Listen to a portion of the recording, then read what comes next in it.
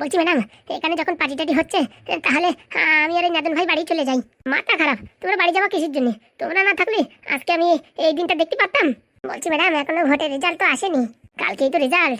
ও কোনো চাপ নেই, বুঝতে পেরেছো? আমি জিতবো। এই দারোগাবুরা তাই বলছে আমি জিতবো। এই গ্রামের ভ্যান চালকের থেকে শুরু করে চার দোকান অব্দি সব জায়গায় শুধু নারকেল বেগম, নারকেল বেগম আর নারকেল বেগম। হ্যাঁ একদম ম্যাডাম। বলছি পাদু এসেছে? হ্যাঁ ম্যাডাম এসেছে। তো ওই মানে এই হোল্ডে রাখিস আমার চাকরিটা, ও কথাটা কি বলিস? হ্যাঁ বলেছি, পাদু দাও তো কিছু মনে করেনি। হ্যাঁ আমি জানতাম তো পাদু ভালো ছেলে, আর আমি তো করতে চাইনি, ওই কটকটির জন্যই করেছি। তা বলছি পাদুর সমস্যাটা কিন্তু আমি মিটাই দেবো, বুঝতে পারিস? এদিকে এই পার্টি শেষ হলেই পারেই তোমাদের এই কাজটা ধরবো। হ্যাঁ আচ্ছা ম্যাডাম। তাহলে কি ম্যাডাম আমরা বাড়ির দিকে চলে যাবো? আরে বাবা না না, বলছি তোমরা তো এই সাদা জল, লাল জল, কালো জল এসব কিছু খাও না, খাও কি? মানে বুঝলাম না ম্যাডাম, কি যে বলো? আরে লালদা বাংলার কথা বলছে। না না ম্যাডাম, কি যে বলেন, ওইসব আমরা ছাইপাশ কিচ্ছু খাই না, আমরা একটু বিরিয়ানি ভালো খাই, তাছাড়া আর কিছু না। বিরিয়ানি ওখানে হাড়ি ভরে রান্না হয়েছে, খাওয়া দাওয়া করে তুমি এক কাজ করো, তোমরা দুজন বাড়ি যাইয়ে বাড়িও দিয়ে এসো, প্রচুর লোকের রান্না হয়েছে, খেয়ে দিয়ে পারা যাবে না। তাহলে তো ভালোই হলো, রাত্রে আর রান্না টান্না করার দরকার নেই, বাড়ি ফোন করে বলে দিচ্ছি। একদম একদম, আমারই তো বলা উচিত ছিল, কিন্তু তাড়াহুড়োর চোটে ভুলেই গেছি। ও নিয়ে ম্যাডাম কোনো চাপ নাই, হ্যাঁ আপনি তো আমাদের নিজেদের মানুষ। হ্যাঁ হ্যাঁ শোনো, তাহলে ওই এক কাজ করে খাওয়া দাওয়া করে বালতিতে ভরে দিচ্ছি, নিয়ে যাও। আর এই পার্টি শেষ হতে হতেই তোমাদের ওই বিচারটা ধরতে হবে কিন্তু। একদম ম্যাডাম, ওই পাদুদার বউ এসে বাড়ি আসে উল্টো পাল্টা হুনো ঝুনো কথা বলছে, ও সব আমি মগজ মারি বের করে দেবানি, চিন্তা করো না। আচ্ছা ম্যাডাম, তাহলে পেট পুজোটা সারি ফেলি। ঠিক আছে, তোমরা খাওয়া দাওয়া করো। ও ঘরে আবার ওই বড়বাবু ছোটবাবু সবাই বসে আছে, তাদের সাথে একটু কথাবার্তা না বললি আর কিরকম ভাববেন যে নারকেল বেগম ম্যাডাম বাসায় রেখে চলে গেল। চাপ নাই ম্যাডাম, চাপ নাই, আপনি ওইদিকে সামলান, এদিকে আমরা খেয়ে বাড়ি দিয়ে নিয়ে যাচ্ছি। আচ্ছা ঠিক আছে। কি হলো, কটকটি এখনো আসে নাচে? সে ছেলেকে ধরা খেয়ে গেল নাকি কে জানে? রাত পুরিয়ে সকাল হতে গেল, এখনো তার কোনো খবর নেই। বড্ডা হারাম যাতে তার নাক ডাকে ঠ্যাং উপর মধ্যে সইছে, আর এদিকে টেনশনে খাতেও পারলাম না রাত্রি, আর এখন ঘুমও আসছে না। কি হলো কে জানে? ছেলেটার কাছে ফোনও নেই যে ফোন করে শুনবো কি না কি অবস্থা। আবার ধরা খেয়ে গেলে আরেক জ্বালা, ধরা খেয়ে গেলে আমার নাম বলে দিলে আমার তো ভোটে যেতে তো দূরের কথা, এরকম বদনাম হবে, গ্রামে মুখ দেখানোর কোনো কায়দা থাকবে না। যতই যা হোক রিস্ক নিয়ে কাজটা করেছি, এখন কি হয় কে জানে। ম্যাডাম, আরে কটকটি এসছো তুমি? হ্যাঁ ম্যাডাম। কি মুখ কালো করে আছো কেন, কোনো অসুবিধা হয়েছে নাকি? আর কি বলবো ম্যাডাম, আরে যা হয়েছে হয়েছে, ওসব নিয়ে টেনশন করি না। আমার মনে মনে ভাবছিলাম তুমি যদি ধরা পড়ে যাও তাহলে বড় একটা সমস্যা হয়ে যাবে। ধরা তো পড়িনি ম্যাডাম, কিন্তু কি হবে কে জানে। মানে ভোটের বাক্স খুলে দেখি বেশিরভাগ ভোটই নারকেল বেগম পেয়েছে, কিন্তু সব সেই ব্যালট পেপারগুলো আমি নিয়ে আসছি। এখন একটা বাক্সে অনেক কাগজ কমে গেছে, তাই দেখে কারো সন্দেহ না হয় তাই ভাবছি। আরে বাবা, তুমি যা কাজ করেছো তারপরে সন্দেহ? কেউ সন্দেহ করতে পারবে?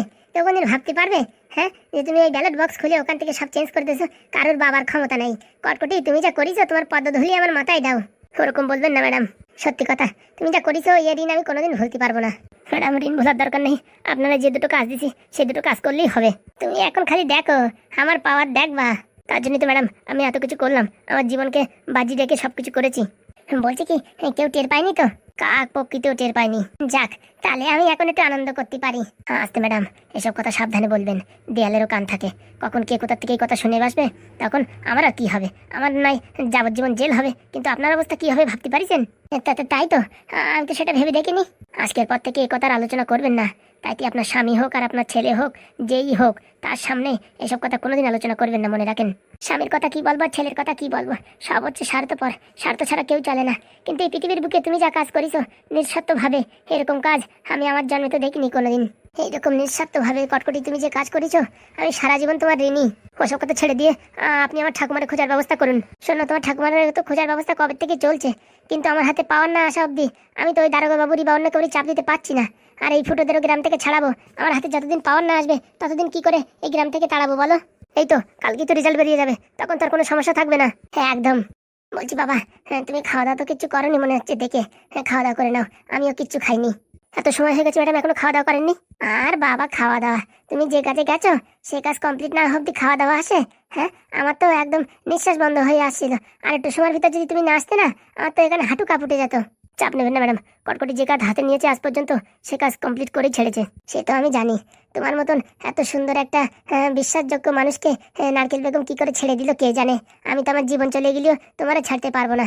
সে তো ম্যাডাম ছাড়তে পারবেন না, আমার কাজ যদি আপনি না করেন না, আমি ছেড়ে পুরো একদম চলে যাবো অনেক দূরে। ও কথা মুখেও আনে না তুমি, বুঝতে পারিছো? আমার হাতে পাওয়ারটা আসতে দাও, তার থেকে 24 ঘন্টার ভিতর যদি তোমার ঠাকুমারে বের না করে দিতে পারি, তাহলে তুমি আমার নামে একটা কুকুর পুষবা। ওসব পোষাপুষির দরকার না, আমার ঠাকুমার দরকার। আচ্ছা তুমি চাপ নিও না, ওই রান্নাঘরে রান্না রয়েছে, যাও ঝাপাঝাপ করে খেয়ে নাও। আমি ওখানে খেয়ে নি, পেটের ভিতর ইন্দুর দৌড়চ্ছে।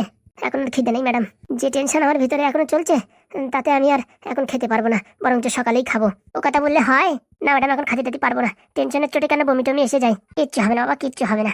দরকার হয় তোমার জন্য আমি একটু স্যুপ নিয়ে আসছি, স্যুপটাই ভালো থাকবে, এখন ওই ভাত টাত খাওয়া যাবে না। আচ্ছা ঠিক আছে, তুমি একটু বসো, আমি ঝাপাত করে যাই একটু স্যুপ নিয়ে আসি। আচ্ছা ম্যাডাম। কটকটি যা কাজ করিছে, আর কি বলবো, সারা জীবন পয়সা দিয়ে এরকম মানুষ পাওয়া যায় না। কপাল, অনেক ভাগ্য করে এরকম একটা কটকটির মতন ছেলে পেয়েছিলাম, না হলে আমার স্বপ্নই থেকে যেত। এত কষ্ট করে কাজ করেছি, হ্যাঁ। এখন যদি আমার ঠাকুমারে খুঁজে না বের করো, তাহলে তোমারও আমার এই সিটিতে নামাতে সময় লাগবে না। নারকেল বেগমের মতন মানুষটা আমি ভয় পাইনি, শুধুমাত্র আমার কাজ করছিল না বলে ছেড়ে দিয়ে চলে আসি এখানে। দেখাই দিলাম নারকেল বেগমরেও যে কটকটি কি করতে পারে। যে ভোটে হেরে গেছে সেই ভোটে জিতাই দিচ্ছি, মানে ফাজলামি নাকি? আর আমার কথার অবাধ্য হয়েছে তো কাজ শেষ। আরে স্যার, আপনি হঠাৎ করে কেন, এসে কি ভুল করলাম নাকি?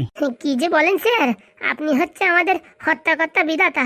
অনেক ব্যস্ততার থাকার কারণে আপনার কাছে ফোন করতে পারিনি। একটার পর একটা বাস লাগিয়ে রয়েছে আমাদের পিছনে, একটা বের করি তো আরেকটা ঢোকে, আরেকটা বের করি তো আরেকটা ঢোকে, এইরকম পরিস্থিতি। বাস বের করতে করতে এতদিন সময় হয়ে গেল, আপনার একটু ফোন করতে পারলাম না। বলছি স্যার, হ্যাঁ আপনাকে যে কি বলে ধন্যবাদ দেবো, এতদিন পরে আসছেন আর কি বলি। বলছি স্যার, আপনি বসেন, আপনার জন্য একটু শরবত করে নিয়ে আসি। আরে না না, এখন শরবত করার সময় নেই। এরকম বললে হবে স্যার? এতদিন পরে পদ্মধুলি রেখেছেন আমাদের বাড়িতে, আর একটু শরবত না খেলে হবে? আরে বাবা, আমার আবার গিয়ে স্কুল ধরতে হবে, যে কারণে আসছি। বলছি সঙ্গে ওটা কে, আমাদের ভাইপো নাকি? হ্যাঁ হ্যাঁ। বাবা, ভাইপো তো দেখতে অনেক বড় হয়ে গেছে। ভাইপো, তা তোমার নাম কি? আমার নাম টুনুমুনু। বাহ, খুব সুন্দর নাম তো। তা বলছি, পাদুরে দেখছি না যে, আর ওই যে হাগুরেও দেখছি না যে, কোথায় গেল? ওই হাগুদার পাদু, ওটা একটু ওই মুদিখানার দোকানে গেছে, কি কি জিনিসপত্র কিনবে। পাদু অনেকদিন পরে বাড়ি আসছে তো, তাই বাড়ির জিনিসপত্র সব নাকি একবারে কিনে দিয়ে যাবে। রোজ দিন তেল আলো ডালানো ঝালানো সেসব ফন্দি থাকবে না। আর এই দোকানদারের সাথে কথা বলে যাচ্ছে, যত টাকা বিল হবে ফোন পে করে দেবে, যা যা লাগবে নিয়ে আসো, সেই সব কথাবার্তা বলতে গেছে। তা কখন আসবে শুনি? ও স্যার, কমসে কম ঘন্টাখানিক লাগবে, অনেক জিনিস আনবে তো। এই সর্বনাশ করিছে, আমি ভাবছি কি আমার ছেলের এক্ষুনি ছেড়ে এই ট্রেনেই চলে যাব। বুঝলাম না স্যার। তোমাদের এই ভাই পূজা বাতিল হয়েছে তো বলার বাইরে। কি যে বলেন স্যার, দেখে তো মনে হচ্ছে একদম ছোট বাচ্চা কোকি ছেড়ে। আর কচি, এক নম্বরে পোত পাকা। কি বলছেন স্যার? সব কিছু মিথ্যে কথা বলতে, বাবা আমার উপর রেগে আছে তো তাই উল্টোপাল্টা কথা বলছে। হয়েছে হয়েছে, অত নাটক করো না। এরা সবকিছু জানে, সবকিছু বোঝে। আমার বিয়েতে আসছিল, বুঝতে পারিছো? যখন তুমি এই পৃথিবীর বুকে ভূপৃষ্ঠ হওনি, তার আগে ওদের সাথে আমাদের সম্পর্ক। ওরা জানে কে কিরকম মানুষ, বুঝতে পারিছো? অত নাটক করে না। আমি আবার কোথায় নাটক করলাম, যেটা সত্যি সেটাই তো বললাম। বলছি ভাইপো, কি হয়েছে আজ বলো না, একটুখানি ঝামেলার জন্য আমার বাড়ির থেকে এখানে নিয়ে আইছে।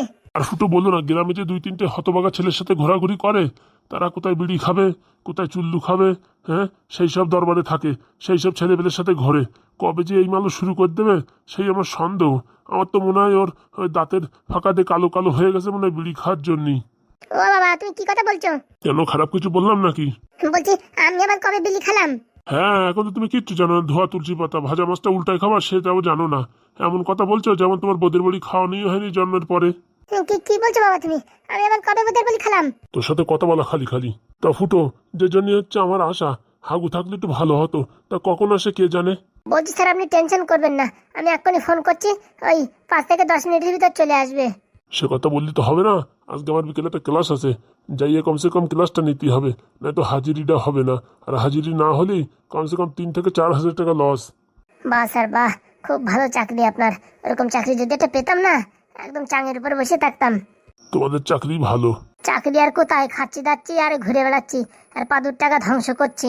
বলছি, পাদুর চাকরি নাকি কি হয়েছিল মাঝখানে শুনলাম। আর বলবেন না স্যার, ও অনেক ট্র্যাজেডি হয়ে গেছে ওর জীবনের সাথে। বিয়ে করেছিল, সে বউ লাস্টিং করলো না, আর চাকরিটাও হোল্ডে ছিল, কিন্তু এখন যাই ঠিক আছে। হ্যাঁ, ঠিক থাকলে কোনো সমস্যা নাই।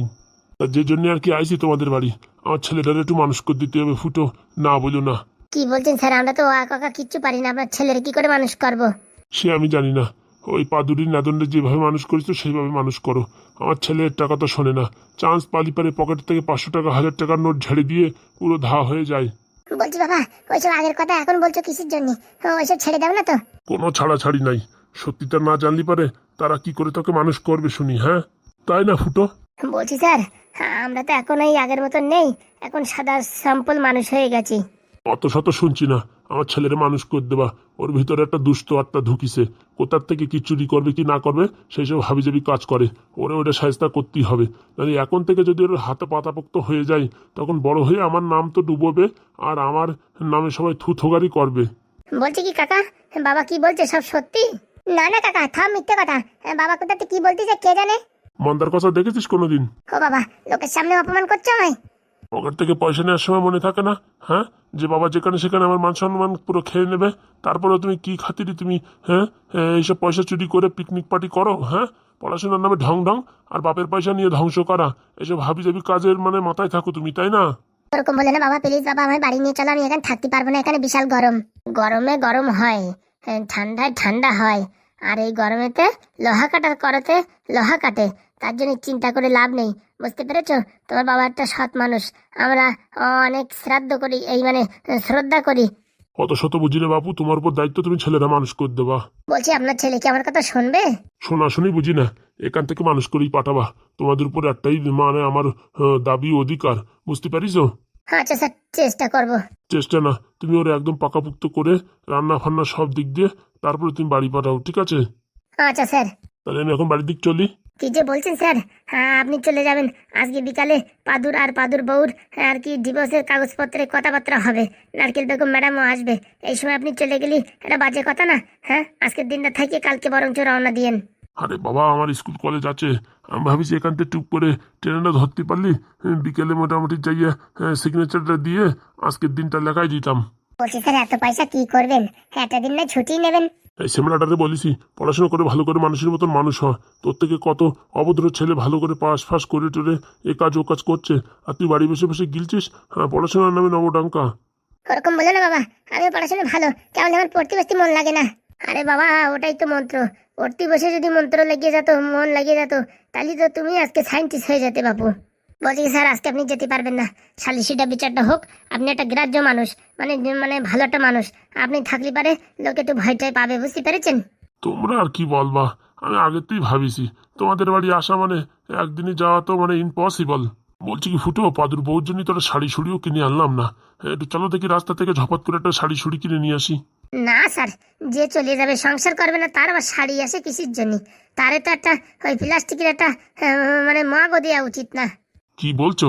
পাদু এত ভালো স্টুডেন্ট, আর আমি তো জানি ও সেই রকম লেভেলের চাকরি করবে, চাকরি পেয়ে গেছে, সবকিছু হয়ে গেছে, বিয়ে থায় তো আসতে পারিনি, হ্যাঁ, তা মোটামুটি একটা উপহার দিতে দেবা না? ও সময় আছে, যদি কোনদিন আপনাদের বাড়ি যায় তখন দেবেন। আচ্ছা জ্বালা তো। বলছি কি বাবা, বাড়ি চলো না তো, এখানে থাকবো না, এনাদের কথাবার্তা অন্যরকম। এখন থেকে তোমার জায়গা এটাই, বুঝতে পেরেছো? যতদিন না মানুষের মতন মানুষ হবা ততদিন এখানে পড়ে পড়ে ছাই মাস গিলবা, ঠিক আছে? বলছি বাবা, আমি ভালো করে পড়াশোনা করবো, আর কোনদিন তোমার পকেটে টাকা টাকা ঝাড়বো না, প্লিজ আমার এবারের মতন মাফ করো। হ্যাঁ হ্যাঁ, আমার বাড়ি নিয়ে চলো। আমার তোকে তোর কি মনে হয় ক্যাবলা নাকি? হ্যাঁ, বাড়িতে অবধি হ্যাঁ গাড়ি ভাড়া করে আইসি কি লাফালাফি খাওয়ার জন্য নাকি নাকি? আরে ভাইপো, তুমি টেনশন করো না, বুঝতে পারিস, আমরা তো আছি, তোমার ফুল ট্রেনিং দিয়ে দেবো, আর তোমার বাড়ি যাওয়ার জন্য মন ইচ্ছা চাইলেও তুমি যেতে পারবা না, বুঝতে পারিস? না না ভাই, যাবো। এক কাজ কর, কালকে সকাল অবধি থাক, তারপরে মিটিংটা সারি টেনে একবারে বাড়ি যাবানি। কথা দিচ্ছ তো? আরে বাবা হ্যাঁ, 3 সত্যি। বলছি বাবা, এরা আবার আমাদের মারবে না তো? তুমি কি ভাবতেছো তোমার বোর্ডিং স্কুলে রাখছি কিসের জন্য? বাড়ি বসে তোমার মার এরকম আমদার ওইসবে তুমি একদম বিগড়ে যাচ্ছ, বুঝতে পারিস? প্লিজ বাবা, প্লিজ তুমি আমার বাড়ি নিয়ে চলো, তুমি যা বলবে আমি তাই শুনবো। হুম, তা হবে না। কলগেটের ভিতর থেকে একবার কলগেট বেরোয় গেলে যেমন ঢোকানো যায় না, আমার মুখতে একবারে কথা বেরোয় গেছে মানে সেটা পাল্টানো মানে আকাশ বাতাস এক করে দেওয়া, বুঝতে পারিস? এরকম বলো না বাবা, প্লিজ বাবা প্লিজ। আরে ভাইপো, তুমি টেনশন নিয়ে না, এখানে থাকতে থাকতে না তোমার এরকম ভালো লাগবে না, তুমি বাড়ির কথা মনেই করবে না।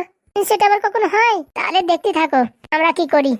বলছি জাতি যখন ফুটো দিবা না, একটু হাত পা ধোয়ার ব্যবস্থা করে দাও।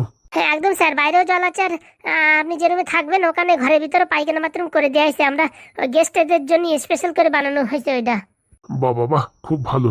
তাহলে আমি জামা প্যান্ট ছেড়ে একটু রেস্ট করি। হ্যাঁ, আবার তোমাদের ওই বিচার না কি বললে সেটাও হবে, সেটাও দেখতে হবে, শুনতে হবে, আবার বুঝতেই হবে। মানুষের জীবন নিয়ে তো ছিনিমিনি খেলা যায় না, তাই কি না? হ্যাঁ একদম স্যার, একদম।